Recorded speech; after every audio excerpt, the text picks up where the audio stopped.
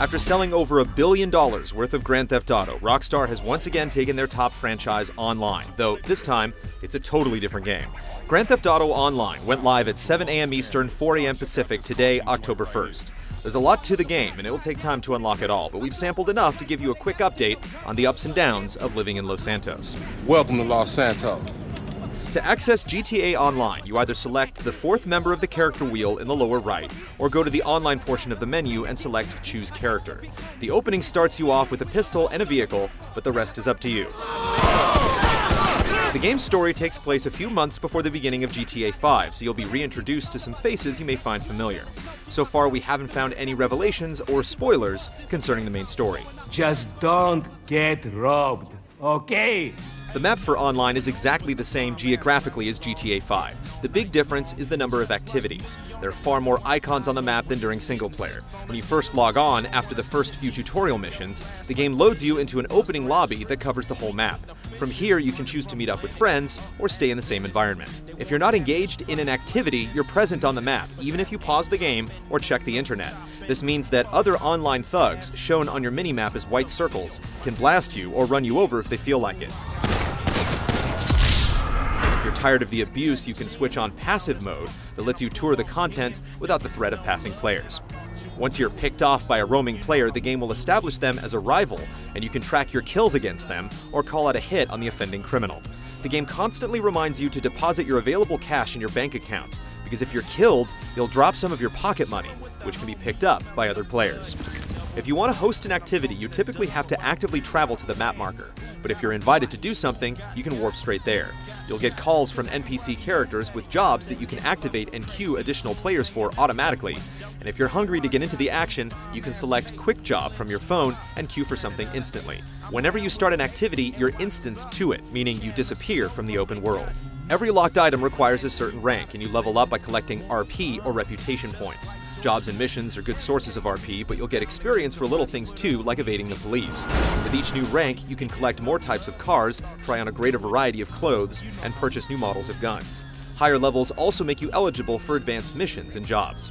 You can host an activity like a street race or a mission, or you can join one that's currently looking for players. If you're hosting, you can adjust settings like time of day, weather, and team balancing. If you're just joining a match, you can select your radio station of choice, and along with choosing your starting weapon, you can purchase ammo and armor if you're running low. Some activities also allow betting if you want to put your money where your mouth is. Before matches begin, you can view the people on your team along with your opponents. Each avatar's lips move when they talk into their headset. Missions, jobs, and other diversions allow anywhere from 1 to 16 players, which means that a good chunk of the content can be done all by yourself.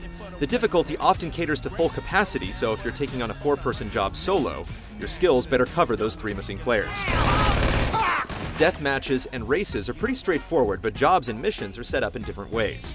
In some cases, you're all on the same team trying to complete a multi-step objective, and in others, you're split into 2 teams that have competing interests. In one mission, a driver escorts a VIP from the airport to the Vinewood Hills, while 2 motorcycle riders try to take out the vehicle while en route.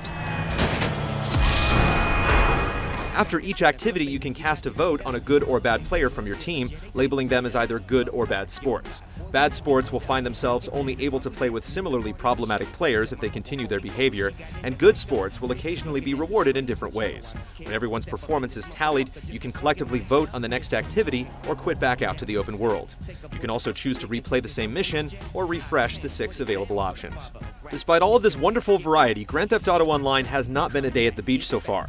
Lots of people are reporting issues getting online, and some have only been able to create characters so far. If anything happens to your connection, the game boots you back out to one of the 3 main characters in GTA 5. In our travels, we got booted by other players, disconnected plenty of times, and it even said we dropped a mission, therefore earning some bad sport credit, when we're pretty sure we didn't.